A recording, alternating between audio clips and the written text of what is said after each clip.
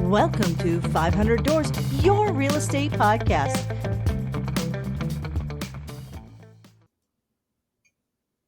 Alrighty, welcome back to 500 Doors. I'm super excited to be because we are visiting a town that I actually lived in at one point in time. This is how I met my husband, Las Vegas. And it's interesting because I was back in Las Vegas in the 90s, early 90s when like the Stardust came down and all this other stuff and now we're seeing another edition or iteration of Las Vegas happening. But I'm excited today because I had people ask me when I was waiting tables at the Mirage, "So do you live on the Strip?" You know? And the reality is Las Vegas, like any other city, has an entire community that literally is not the Strip. It is people living day-to-day lives. Welcome to the show, Sherry. How are you today? I'm great. Thanks for asking. I'm dying to dive into this because you've been fairly mobile for 30 years through the military and you've chosen Las Vegas as your stomping grounds. Is that correct? That's correct. Okay. And there's nothing like it's one thing to be born into something, it's another thing to choose something. So let's first start with a little bit of who is Sherry Strothers. Give us a little bit of background because you have a pretty impressive military career. Well, thank you. I actually left Chicago back in 1986. I joined the Navy and I actually followed my sister. She was already in. And I served 30 years. I was a single mother. I raised my son alone. And when I decided it was time for me to retire, I had come to find that I loved the West Coast, but I just couldn't afford to live in California after retirement because I wanted to work because I wanted to, not because I had to. And I decided to live in Las Vegas because it keeps me on the West Coast and I'm able to take advantage of all the wonderful things that Las Vegas offers. So I have enjoyed my time here. And real estate actually became an after COVID career. It was something always thought about when I was on active duty, but I just could never find the time to really study for the test. And then when we were just starting to come out of COVID, I realized I didn't enjoy being home as much as I thought because I moved here shortly before COVID happened. So I learned Vegas while we were in the shutdown, actually, because I, like many people that come here, think that it's the strip. And I searched my soul and I remembered, man, I always wanted to try real estate. And so I went to school. I was impressed. I passed the test first time and I haven't looked back. I absolutely love it. And you've been able to take that and parlay that into being the top 2% of state producers. Is that correct? That's correct. Wow. Wow. Yeah, I can see why coming out of this shutdown from COVID, you're going, yeah, being at home's not all it's cracked up to be. Uh, Not at all. so walk me through this. So you have HR, like tell me a little bit about your military career and how that has helped leverage you into this top 2% position because that's something that most people don't achieve. Well, obviously 88 and 98% don't achieve that, but how did the performance within the military and what you learned there has leveraged you to or led you to being top 2%? When I was active duty, I was in HR. I was actually what we call an administrative officer, but it was the initial check-in of people, helping them process in, making sure training was completed and those kinds of things. And one part of my career, served as a Navy recruiter. I did 3 years as a recruiter in DC, and I actually transferred right when 9/11 happened. Um, and during recruiting, I was actually one of the top recruiters when I was in, and I actually spoke before Congress. But the thing that segued into this career is that I will work very hard when I believe in what I'm doing. I believed in the Navy. I knew what it did for me, and that made me work hard to help give other people that opportunity. And so in real estate, I have that same passion. And then the discipline and the complete need to get a job done on active duty also segues because you don't get to quit. There is no, I'm tired, I just changed my mind, I don't want to do this.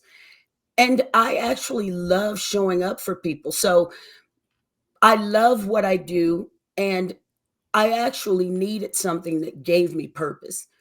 I could have gotten a regular six-figure job. I have a master's degree and 30 years of experience, obviously. And I did work as a contractor, but it was unfulfilling. And honestly, after being told what to do, how high to jump, and when to move, I don't work in those kind of environments anymore. I have to be able to do something I enjoy.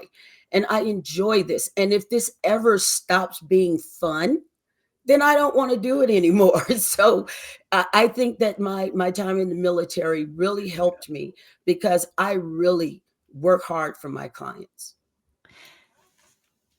And I would say that the transferable skill set from your HR, your administrative position within the military, and then the recruitment is that documentation, that follow through, that research, the listening skills you need.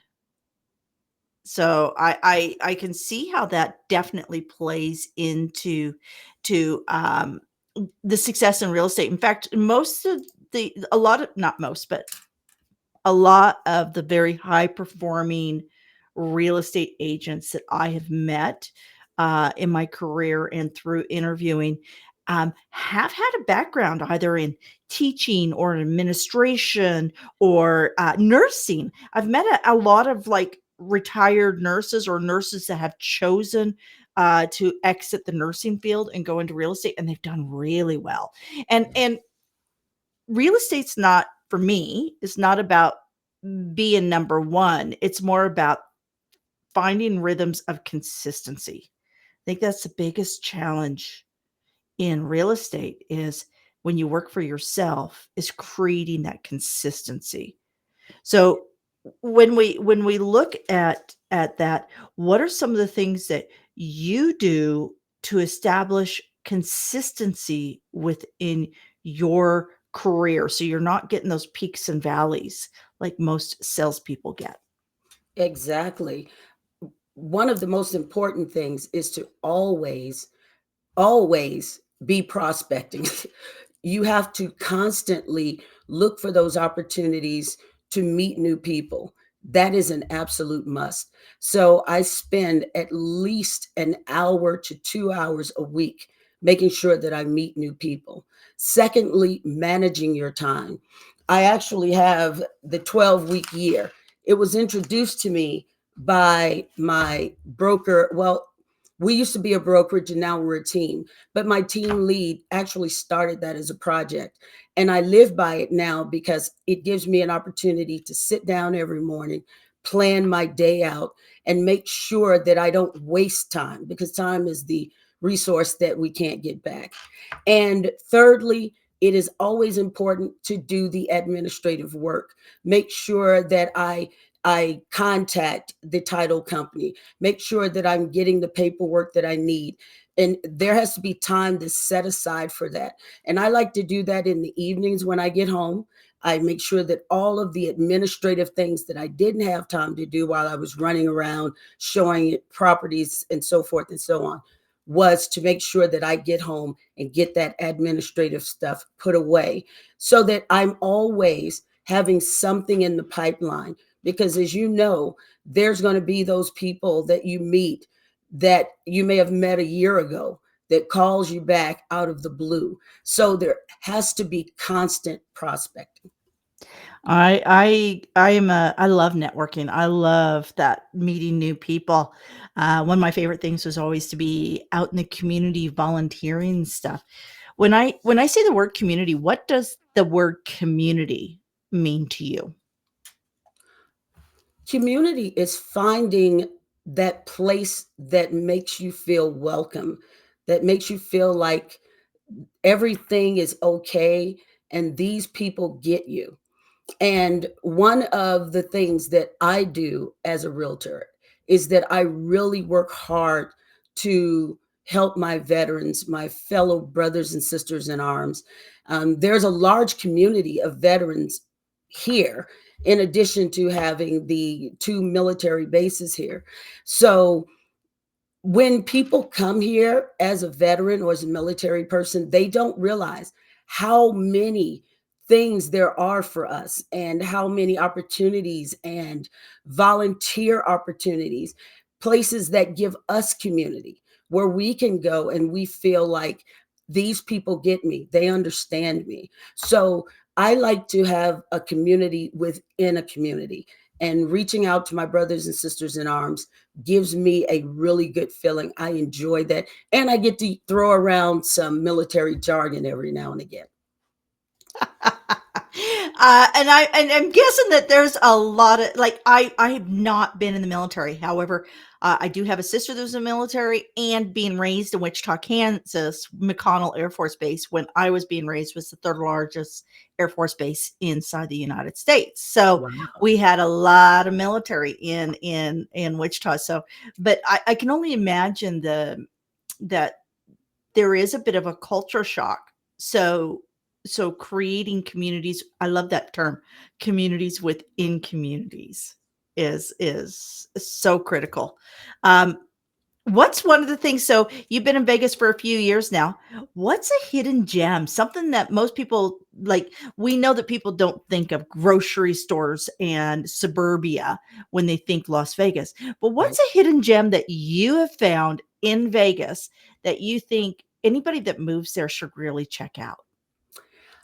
There's so many, but I discovered the MRKT steak and seafood restaurant at the Aliente Mall. I took my father there for Father's Day. It is amazing. The steaks are phenomenal, melt in your mouth.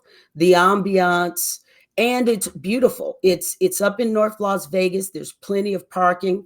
The mall is great. You could actually spend, not the mall, but the casino, the Aliante Casino. You could spend the whole day there, but I love going there. I only go there for special occasions though, because it's a little pricey.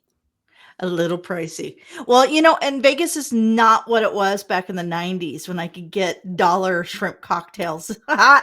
I used to hang down on Fremont Street because, the main strip just wasn't cheap enough for a waitress in Vegas. So we'd go to Fremont Street and, go to the Four Queens or one of those and get, the dollar shrimp cocktail. And it was like six Mm. jumbo shrimp for $1. Oh, and now I sound like my mother. I'm telling you that there's nothing like going grocery shopping than determine that I am my mother, because I stand there and I look at the shelves and I go, I remember when. I know. There's nothing like inflation to make one turn into their mother. Yes. So when in getting to that 2%, what are some of the things that, if I was to look at your day, so you have this structure of a day and you have the 12-week, can you share with us a little bit more of what the 12-week calendar is and how you have applied that to help you with your success? Well, what it does is it actually breaks each month down. So you have 12 months, and that's a year. I mean, you have the 12 weeks, and that is your year. So rather than setting goals for 12 months, you set goals every week. And what I do is in here, I sit down in the mornings and I plan out my day. So, what I typically will do, especially on Mondays and Tuesdays, is I will start the day with my phone calls. So I'm going to get up at 5. I'm going to go to the gym. I want to make at least 2 hours worth of phone calls in the morning. And then if I've got showings, if I've got to go and look at a property or something like that, I plan it out within my day. And every week I have to establish things I want to accomplish that week. And then, of course, you have to have accountability. So my team lead, once every Thursday, I meet with him, and sometimes we can't meet at the same time because he's extremely busy, and sometimes my days are crazy. But every week, I'm required to sit down with him and go through what I said I was going to do the week prior, what I actually accomplished, and what I'm going to do the following week. And implementing this into my life has been so wonderful because I realized how much time I used to waste. Now I'm accountable for my time. And so at the end of the 12 weeks, I have that opportunity to look back and see what I've accomplished. And you find that you accomplish a lot more when you have a structure. And so by the end of the year, I plan to meet my goals. I've got things I want to do, and I plan to use this and throughout the course of my life. Amazing. Amazing. I think it was either it was Tony Robbins or Jack Canfield was talking a very similar type of program where they you but it was oh, I remember it was around setting up a vision board, right? You set up your 12-month vision board and then you take that down into quarters, right? So what do you Yes. plan on achieving within that quarter? And then you take that down to a month, right? So very similar. But it's kind of like that. How do you eat an elephant? One Exactly. bite at a One bite at time. a time. Exactly. Absolutely. Yes, ma'am. Absolutely. Um, we know that a lot of people will be going getting their license in real estate. We know that this is just a fact, right? What would be in the first 90 days? What is the one actionable step a new agent can take that will help them step on the path of success? That's a very good question. I remember when I got my license, and I remember thinking, I am going to change the world. I would always encourage any new agent that has just gotten their license is to understand your why. Before you do anything, before you try to um, go out and conquer the world, define your why. Because if you do not have a clear, definitive goal, something that you came out here to do, when it gets hard, and it's going to get hard, you'll quit, you'll give up. So you have to know why you're doing this. I'm doing this because I've got two granddaughters, and I love the flexibility this job gives me. I can go, I can see them, I can buy them things, and it's my why. It's what gets me up in the morning. It's what drives me. So know that why. If it's for your family, if it's for your financial security, but it can't just be for money, because there's going to be times when there is no money. You can go 2 or 3 months and not get a check. So you have to know why you're doing this. And if you don't clearly define that why, you may not last. So that is always my best bit of advice. Know your why. And the second thing, although I know you didn't ask that, is learn the fundamentals. Learn how to use the MLS, because the MLS is going to be the tool you use in between the brokerages. And if you don't know how to do basic searches, then you will lose a lot of opportunities. Uh, Technology is critical.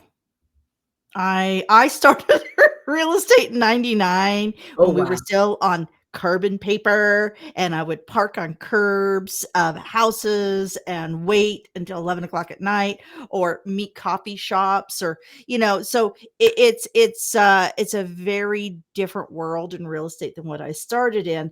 But the basics are there. You have to know the tools that you're working with, and I Right. absolutely agree.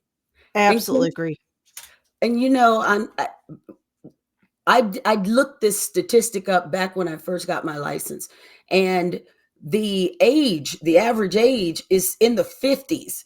Yeah. So there's so much learning we have to do, and our brains aren't always as flexible as we'd like them to be. So you're right. The constant technology is something that takes some Well, adjustment. the what was it? The average age of a real estate agent's 52, and there it's something like 56% are female. Wow. Yeah, women out. There are more women in residential real estate. I'm not talking commercial real estate, guys. I'm not talking adaptive use. I'm not talking about anything but residential real estate. Um, and I find that fascinating because we still have disparity when we look at uh, people over the age of 75 in the financial settings of male versus female. More women will die impoverished statistically than men. And it's because we outlive our husbands, we spend all the money taking care of them, or we made less through our careers because we took time to have children. There's lots of factors that go into this.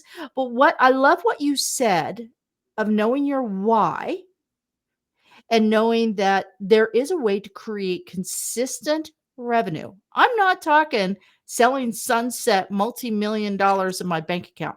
I'm talking making a consistent six figures that allows you the freedom to go see your grandchildren.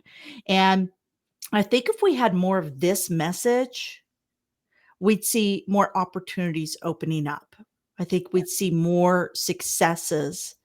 So yeah, I'm not saying everybody should go get a real estate license, but it is, if you have thought about going into real estate, look at yourself as a business, no different than if you opened up a storefront. How are you going to manage your inventory? How are you going to stock your shelves? What is your bank flow going to look like? Do you have a bookkeeper? Do you have an accountant? What is your back end? So I think I love how you have really approached this, Sherry, as a true structured business and not just a door to door sales. Yes. I mean, we're helping people make sometimes the largest purchase in their life. Yeah. And what an honor, eh? I know. I know. Real estate's a choice, but it is a lifestyle. It's not just a job. It is a lifestyle. That is for sure.